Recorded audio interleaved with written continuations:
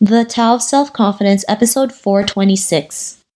Welcome to the Tao of Self-Confidence, where I share stories of amazing women who have discovered their inner journey to self-confidence.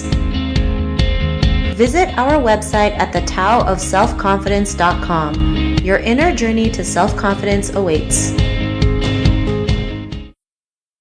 Well, hello, friend. Welcome to the Tao of Self-Confidence, where I share stories of amazing women who have discovered their inner journey to self-confidence. I'm your host today, Sheena Yap Chan, and today I have a phenomenal lady on the show today. She's known as the Wealth Whisperer, and I'm really excited to have her on and share her story with us today. So without further ado, I'm going to introduce you to Winnie Sun. Winnie, how are you today? Maybe you can fill in a little bit more about yourself to our listeners. Sure. Thank you so much, Sheena, for having me. I'm doing fantastic. Well, I guess welcome everyone to the show. I'm super excited to be here. I'll give you a real quick, I guess, Cliff Notes version of who I am. I am first and foremost a mother of 3 children and married to a great guy. And I do help people manage their finances or their wealth. And I've been doing that for about 17 years. And I own my own firm called Sun Group Wealth Partners. And you probably have seen me on various networks. I do write a long time column. I'm a Forbes contributor, and I also contribute to shows such as CNBC, Cheddar, ABC, CBS, and whatnot, and talk about market commentary to give you an idea of how to better your own financial journey. Awesome. Well, thanks for sharing that. And Winnie, what's your cultural background? I am what they call an ABC, an American-born Chinese, and my parents immigrated to the United States from Taiwan. Awesome. Well, thanks for sharing that. And Winnie, what would be your favorite self-confidence quote? Oh, that's a good question. There are so many. I actually like to play music in my mind all the time, and that really gets me going whenever I'm feeling a little down. You know, I like the song by Michael Jackson, The Man in the Mirror, because I think it's really important to really have a strong self-realization outlook. Like you really need to know yourself in order to really succeed in most things in life. And to make the best version of yourself is to really have an understanding of who you are yourself. Awesome. Well, thanks for sharing that. And actually, that's one of my favorite songs too. Aw. And in your own words, how do you define self-confidence?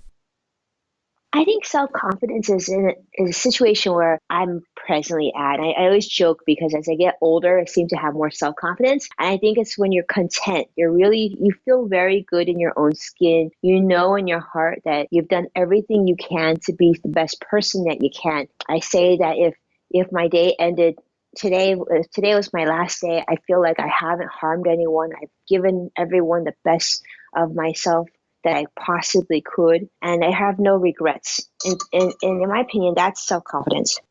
Thanks for sharing that. And I think people just tend to forget that, right? Like being the best that you can. We feel like we always have to keep filling our cups up, not realizing like we are more than enough. And as long as we have our heart in the right place, we did all that we could. So it's a great definition that you mentioned. And Winnie, what was your life like before your discovery of self-confidence? I remember times. Well, this is an interesting story. So when I was younger, I was extremely shy. So I hardly even spoke between kindergarten and 6th grade. And I remember the teachers would tell my parents, she's a great student. Academically, she's so strong, but she just doesn't talk. And then they said, does she talk at home? And then like, oh yeah, she talks at home. But it was just this feeling that I wasn't worthy enough to be heard. And I felt like, that if once I spoke up, they would see me and they would judge me. And I think that's probably why I kind of made up for that time in my life, because I had this rite of passage upon going through high school and just realizing that I could do so much more and I wanted to do so much more. And everything then I was then in control of my happiness and my future and not having something else keep me down. So I think like as you get older, you start to have these periods of epiphany. What it is that you're supposed to do, what is it that you want to do, and what is it that you don't need to do. And then once you figure those 3 things out, then really that's when the magic happens, when opportunities seem to just present themselves to you at the most perfect times. Thanks for sharing that. And was there like a moment in your life where you realized like you can go out there and be the person that you are today, start, helping people out, especially with their finances? What was that aha moment? For me, coming into finance was somewhat by accident and somewhat not. Before attending college, a few months before I started college, my parents had, unfortunately, like many immigrants, although they were incredible savers, they also made some poor investment decisions with some of their friends. And so one of their friends got them into a real estate project, and then that went belly up. So it caused my parents to also have to declare bankruptcy. So a few months before starting college, unfortunately, I needed to end up going to public school, which wasn't a bad thing at all. I loved my time at UCLA, but it taught me the importance of not only being a great saver, but being very mindful and understanding of financial matters. And so really that kind of stemmed my interest in helping people with their finances. And more than that, it really gave myself, the understanding that I never wanted to be without. I always wanted to have income and the knowledge to be able to properly manage my income and to always know that the money was well managed and well invested. And so that really kind of happened to bring on my interest in learning financial planning and then leading me to now where I do it for so many people across the globe. Awesome. Well, thanks for sharing that. And sometimes, we wonder why like things like, your parents declaring bankruptcy, why it happens to us, right? It's like, why did this happen to me? Why couldn't it happen to someone else? And sometimes, things like this have to happen for you to keep moving and keep going forward. I mean, if that didn't happen, then I don't think you'd be able to find out about, learning to be more mindful of your expenses and start this as a, successful career. And because of that, what's your life been like now? Well, I always say it was the best blessing that could have happened. And because my parents always felt so guilty that it happened. I tell them today all the time, I say, it was pretty much the best thing that could have happened because you taught me so much. And it's all these struggles in our life that we grow stronger and so much better and we make the best. But in terms of my life now, I mean, I have an incredible life. I have this same business partner for 16 plus years. And I have an incredible husband on top of that. I have like an incredible team at work and I have like the most wonderful 3 children. So, and I have a great relationship with my entire family and a whole bunch of friends. So life is pretty incredible. And on top of it, every day I get to serve my clients and my clients are like coming into work and talking to my friends all day long and helping them reach their financial goals. So it's not like I just go there and sell widgets every day, but I'm actually changing people's lives and helping people send their children to college or helping people retire. So it's a very meaningful job that I have. And fortunately, I get paid very well doing it. Thanks for sharing that. And Winnie, to the woman who's listening to your episode, she may be in her own journey of self-confidence. What would be that one tip you would give to her? I would say to sit back and think for a moment about your self-confidence, right? Figure it out. What is it in your head that's keeping you from feeling like superwoman every day? And you have to face that fear and you have to put it out there. But it's hard.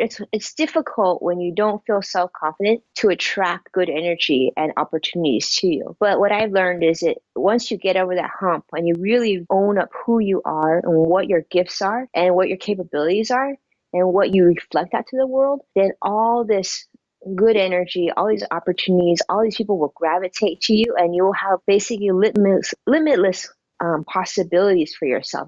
It's mind blowing the difference between, I see people even now that are similar age to me and I see them struggling and I talk to them and I said, do you realize how likable you are? Like how incredible person you are? And they say, oh yeah, but they don't really own it. And I think that it's very important to rid your life of any negativity. And oftentimes that negativity comes between your own ears, right? So you got to get rid of that negativity. And then if you have external negativity, people around you, roommates, friends, whoever, that aren't a positive force in your life, you need to rid that too and do it very quickly because that will be so harmful if you don't.